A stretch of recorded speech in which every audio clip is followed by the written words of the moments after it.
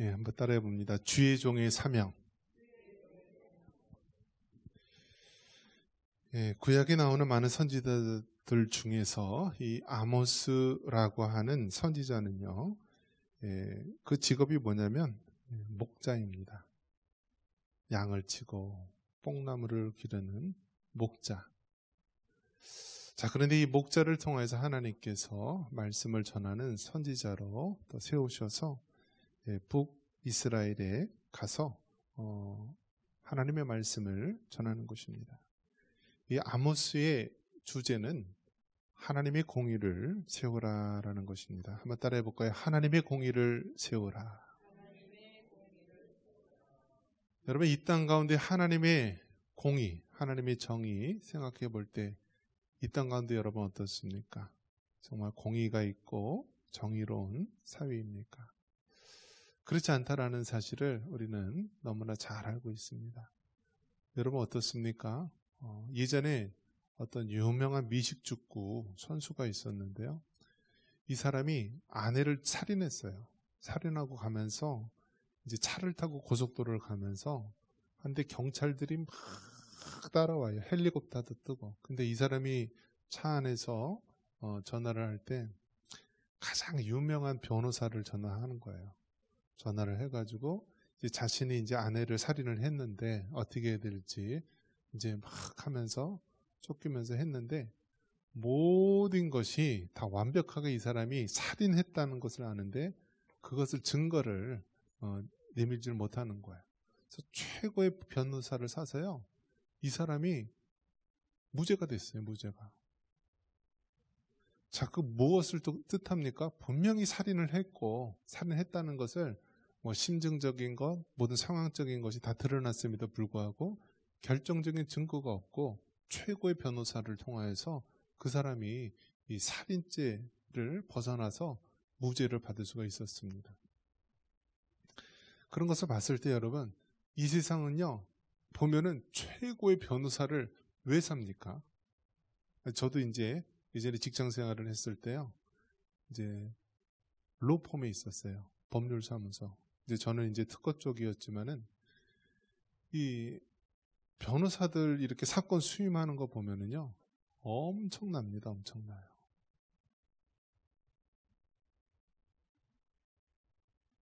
그 사람들 이 회사끼리 소송을 하는 것, 또 어떤 특별한 사건에 대해서 소송하는 것, 그런 일들을 보면은 그 돈의 액수가요, 상상을 초월합니다. 뭐 회사가 망하거나 설 수 있는 그 정도인데요. 그러니까 항상 최고의 이 법률가, 변호사들을 설려고 하고요.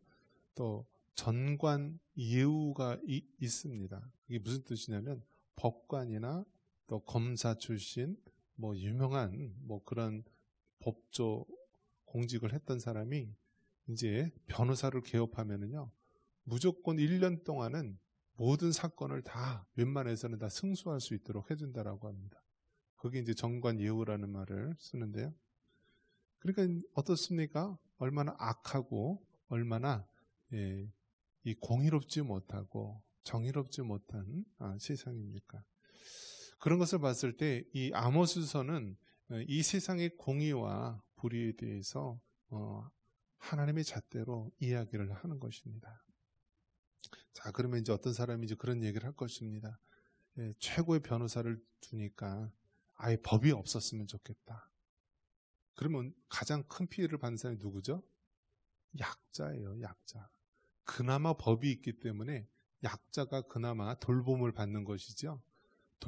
이 법조차 없으면요, 그냥 약자가 제일 그 피해를 받는 것입니다. 예전에 양반들이 어떻죠? 이 상껏들은 인권이 있습니까? 권리가 있습니까? 이 노비들은요, 그냥 징계 받으면 그냥 멍석마리로 죽을 수도 있는 그러한 아무런 권한이 없는 그런 자입니다. 법이 있기 때문에 그나마 우리가 이 세상에서 살 수 있는 것이지, 법이 없다면은 더 약자들은, 더 가진 것이 없는 사람들은 더 어려움을 겪는 것이 이 세상의 이치입니다. 그래서 하나님의 공의를 세워라 라고 했을 때 이 세상에 공의롭지 못하고 정의롭지 못한 부분에 대해서 지적을 하는 것이고요. 그러면 여러분 어떻습니까? 사람은 본성이 죄성이 있기 때문에요. 하나님의 말씀을 지키라 하면 안 지켜요. 그렇기 때문에 하나님께서는 어떤 방법을 쓰시죠? 징계라고 하는 방법을 쓰십니다. 하나님의 심판, 하나님의 보응이라는 방법을 쓰십니다. 이스라엘 백성이 하나님의 택한 백성임에도 불구하고 하나님의 말씀을 어기고 죄된 길로 가고 우상을 섬기고 온갖 공의롭지 못하고 죄악된 길로 행했을 때요, 하나님께서 어떤 방법을 쓰시죠? 이방 민족의 채찍을 통하여서 이스라엘 백성을 돌아오게 하시는 것입니다. 그래서 결국 여러분 우리가 잘 아는 대로 북이스라엘은 아수르라고 하는 이방 나라에 의해서 멸망을 당하게 됩니다. 또 남쪽 유다는 바벨론이라고 하는 이방 나라에 의해서 멸망을 당하게 됩니다. 그렇게 나라 없는 민족으로 이 포로 생활로 생활하다가 바벨론 70년 생활을 마치고 이스라엘 백성이 돌아오게 되죠. 그때 돌아오게 했던 그 나라가 누구냐면 바로 바사왕 고레스라고 합니다. 그러니까 오늘날로 따지면은 페르시아 왕. 페르시아가 어디죠? 오늘날로 이란이에요. 이란 왕. 페르시아 왕을 통하여 이스라엘 백성이 바벨론 70년의 포로 생활을 마치고 오게 됩니다. 그 기록이 바로 또 우리가 잘 아는 에스라, 느헤미야 이야기입니다. 그래서 성경에 보면은 늘 이 땅에 죄악과 우상 숭배가 관영한 이 땅 가운데 하나님의 공의와 정의를 바로 세우려고 했던 것이고, 이를 통하여서 하나님의 종, 주의 사자, 선지자를 통하여서 하나님의 말씀을 전하도록 한 것입니다. 자, 그러면 여러분 이 어떤 사람에게 말을 할 때요,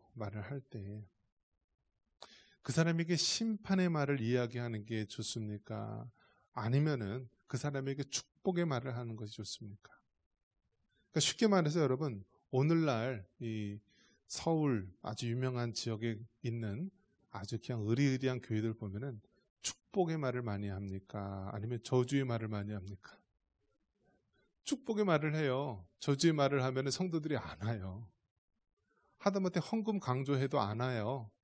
우리가 축복을 받기 위해서 온전한 11조를 해야 된다 할지라도 그 설교를 못 해요. 왜냐하면 성도들이 부담 느껴서 다음부터 교회 안 온대요.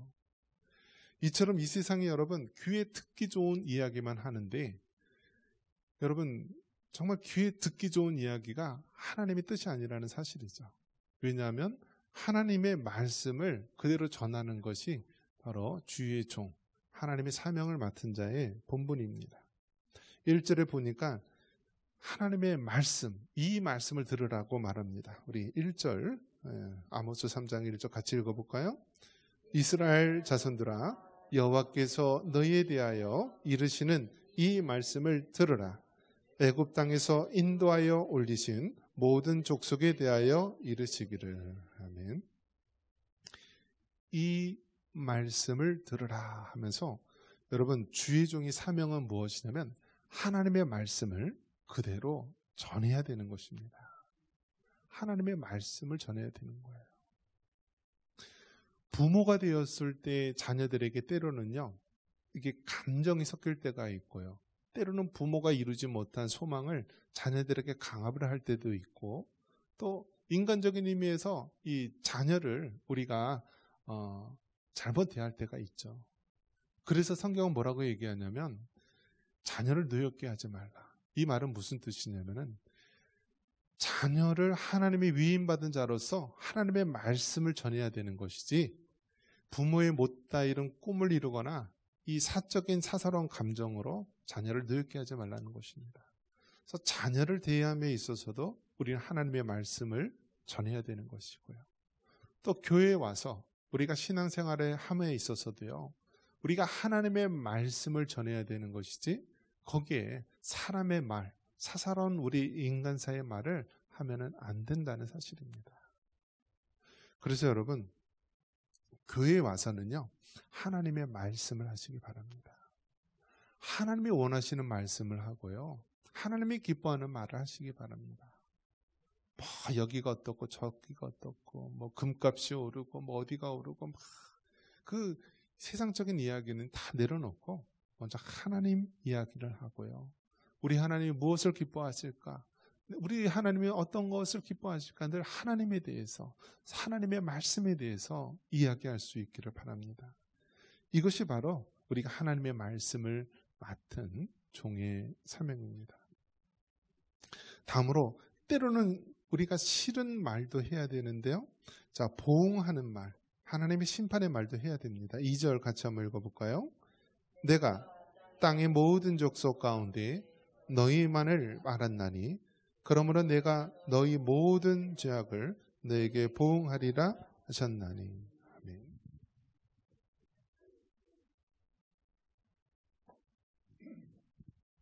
구약 성경에 보면은 많은 이 선지자들, 예언자들이 나오는데요.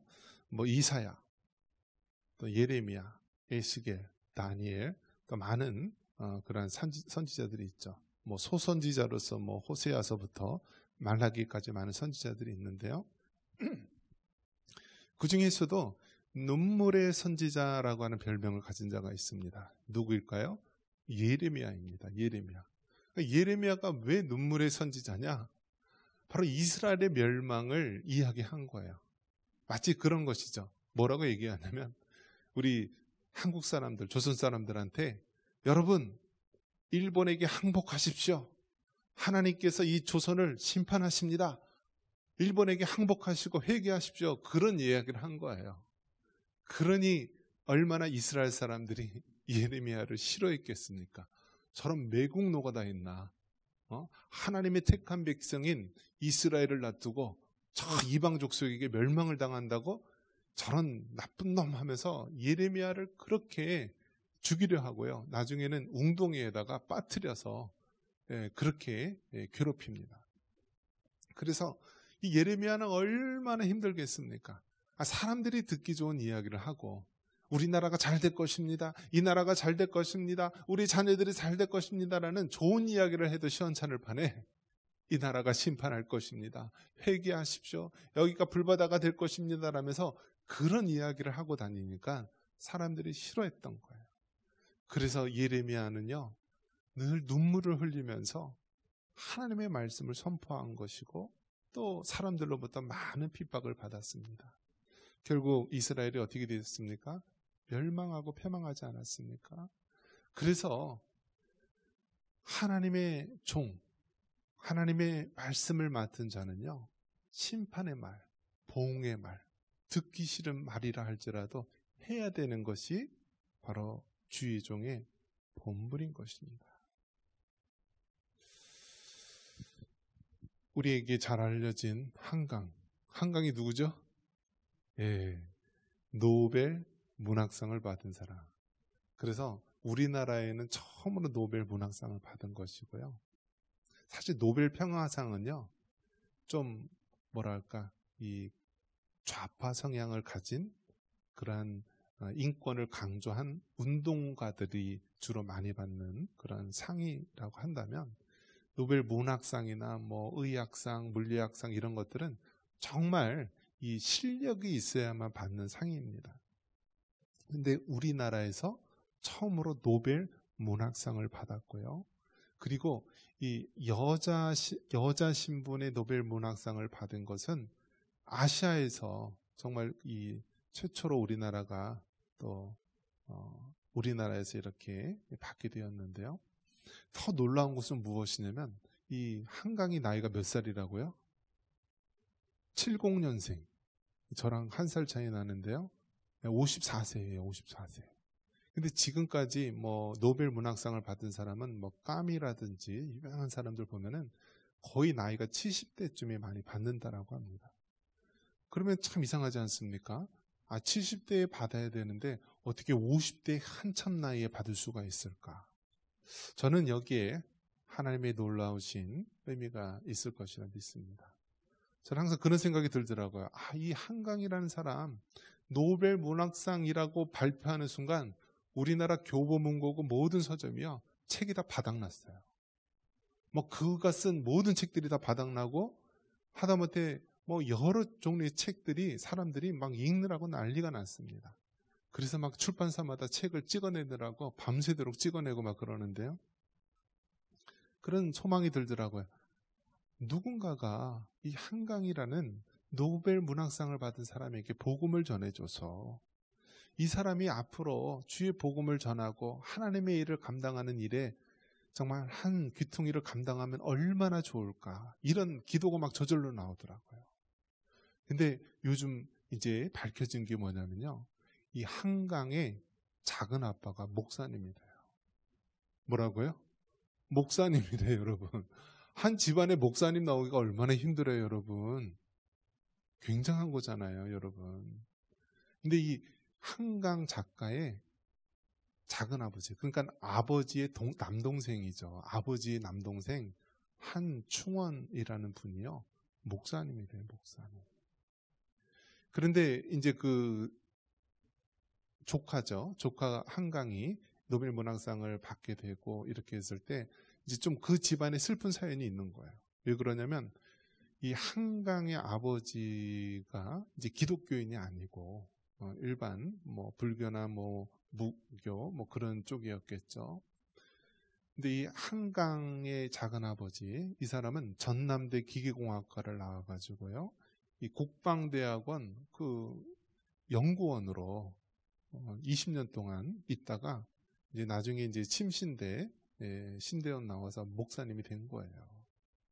그러니까 이 한강 아버지는요, 이 남동생 지금 목사님이 된 분이 우리 집안에 다 문과만 있으면 안 되니까 한 사람 이과로 가서 그렇게 하는 게 좋을 것 같다 하면서 동생을 이과에 갈 수 있도록 그렇게 한 것이죠.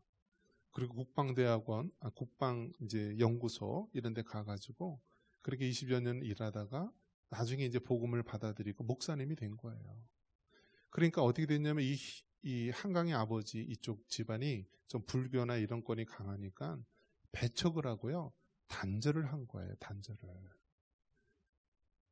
저도 그냥 우리 집안에서 불교권이 강하고 뭐 우리 집안에서 절에서 공부해서 사법고시도 패스한 사람이 있고 그래서 우리 부모님 결혼 기념일이 석탄이래요, 석가탄신.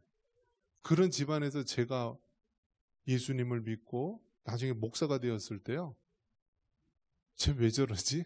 멀쩡히 대학 나와가지고 왜 저길로 가지? 좀 굉장히 이상한 눈으로 많이 봤었거든요. 뭐 예수님을 믿는 사람은 상관없겠지만 믿지 않는 집안에서는요, 굉장히 목사님이 된다는 것 자체를 부정적으로 많이 봤어요. 그러니 한강의 작은아버지 한충원 목사님이 그렇게 목회자가 된 이후로요, 집안에서 그냥 연락을 끊고 그냥 내친 거예요. 그래서 이제 이제 연락 없이 그렇게 동떨어져서 그렇게 생활을 하다가 어느 날 갑자기 이 한강이라는 이 자신의 조카가 노벨 문학상을 받는다는 소식을 듣고 기뻐한 거예요. 근데 연락처도 없지 어떻게 할 길도 없으니까 그냥 SNS 이 공공 이쪽에다가 이제 조카에게 이렇게 이 편지를 쓴 거예요. 그러면서 뭐라고 얘기하냐면 이복의 조카 하면서 그동안에 있었던 일을 쭉 이야기한 거예요. 기억할지 모르지만 우리 조카가 어렸을 때 내가 너무 사랑스러워서 내가 막 업어 키우고 같이 즐거운 추억이 있었다라고 하면서 쭉 이야기를 하면서 나중에 하는 이야기가 뭐냐면 문학에는 구원이 없으니 조카 오직 예수님만이 우리 구원이시다라면서 복음적인 메시지를 전하더라고요. 그래서 저는 이제 희망합니다. 이 한강 노벨 문학상 받은 사람의 작은 아버지가 목사님이시기 때문에 이 한강이라는 작가도 언젠가 하나님의 그 섭리 속에서 복음을 받아들이고 또 이 예수님의 사랑을 전할 수 있는 그런 영향력 있는 사람이 될 줄 믿습니다. 여러분, 정말 우리가 하나님의 말씀을 붙잡고 하나님의 말씀대로 살아가는 것이 이토록 힘들고 어려운 거예요. 막 가족에서 내쳐지기도 하고 왕따가 되기도 하고 관계를 끊기도 하고 어려움이 있습니다. 그럼에도 불구하고 우리는 어떠한 상황 가운데서도 하나님의 말씀을 맡은 자이고 하나님의 말씀대로 말씀을 전해야 될 자이라는 것을 우리는 기억을 해야 합니다.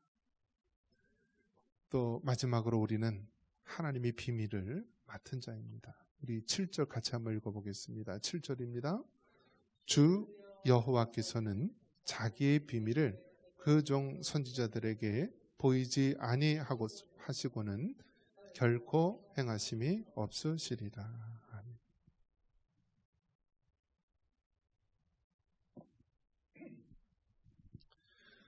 하나님께서 뭐라고 얘기하시냐면 주의 종들의 사명은 하나님의 비밀을 전파하는 자라는 사실입니다. 여러분, 세상 사람들은 얼마나 세상 마지막이 어떻게 될지 궁금해해요. 야, 정말 이 세상이 어떻게 될까? 이 세상 뭐 멸망하는 거 아닌가? 그럼 멸망한다면 어떻게 멸망하지? 이 세상이 어떻게 되는 거지? 굉장히 이 혼란스러워하고 또 미래에 대해서 두려워하는 마음이 있습니다. 그런데 여러분, 우리는 성경 말씀을 통하여 깨닫지 않습니까? 하나님이 세상을 창조하셨듯이 세상 마지막 때는 하나님께서 진리로 심판하신다는 사실을 알지 않습니까? 우리가 살고 있는 이 땅의 삶이 전부가 아니라 죽음 이후에는 영원한 삶, 예수님을 믿는 자에게는 영생의 길이 열려 있고 예수님을 믿지 않는 자에게는 영벌의 길이 있다는 것을 알고 있지 않습니까? 노아의 시대는 물로써 세상을 심판하신 하나님께서 마지막 때는 불로써 이 세상을 심판하신다고 하지 않았습니까? 우리는 다 알고 있어요. 비밀을 맡은 자예요. 그렇기 때문에 여러분, 우리는 이 하나님의 비밀을 맡고 인생의 끝이 어떻게 끝나며 이 세상의 끝이 어떻게 끝날 것을 아는 사람으로서 우리는 믿음 가운데 살아야 될 줄 믿습니다. 그래서 여러분, 세상이 어떻게 될지 궁금하세요? 궁금하세요? 하나님 말씀을 보세요. 이 성경 말씀에 다 나와 있어요. 특별히 하나님 말씀을 볼 때요, 여러분 하나님 앞에 기도하시고 보세요. 그래서 성경의 원저자는 누구냐면 성령 하나님이에요. 성령 하나님께서 이 인간 많은 저자들에게 그 기록을 하도록 하신 거예요. 그렇기 때문에 성령 하나님 앞에 기도하실 때 하나님께서 그 말씀을 깨닫게 하시는 것입니다. 그리고 성령 하나님 앞에 기도하면서 우리가 나아갈 때 하나님께서 그 말씀을 지킬 수 있도록 우리에게 힘과 능력을 주시는 것입니다. 마지막 때가 되면은요, 너무나 많은 그러한 비진리가 횡행합니다. 여러분, 홍수가 나면은 가장 필요한 게 무엇이라고요? 마실 수 있는 식수가 없는 거예요. 여러분, 얼마나 아이러니합니까? 홍수가 뭐예요? 온 세상이 물로 덮인 거잖아요. 물로 덮였는데 정작 마실 수 있는 물, 우리가 생활할 수 있는 물이 없다는 거예요. 마치 오늘날 이 세상과 같은 거예요. 모든 사람의 손에 지금 스마트폰이 들렸고요, 지구 반대편에 일어난 일을 생생하게 우리가 즉시 알 수가 있어요. 그럼에도 불구하고 이 많은 정보, 많은 그러한 소식 속에서도 우리가 참 복음, 참 진리, 참 생명을 분별하기는 더욱 힘든 것입니다. 그래서 여러분, 무조건 여러분 이 세상 소리 다 들으려고 하지 마세요. 믿음은 들음에서 나며 들음은 그리스도의 말씀으로 말미암는다고 말씀합니다.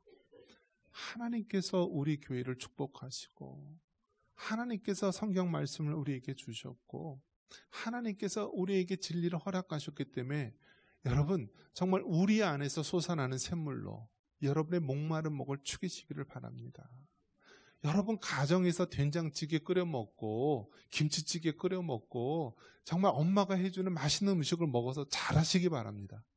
괜히 알지도 못하는 데 가가지고 엉뚱한 음식 먹다가 식중독 걸려서 그냥 뻗지 마시고 하나님 말씀, 주님이 허락하신 진리의 말씀 먹고 마지막 때에 믿음으로 승리할 수 있기를 바랍니다. 이러한 은혜가 있기를 주님의 이름으로 축원합니다.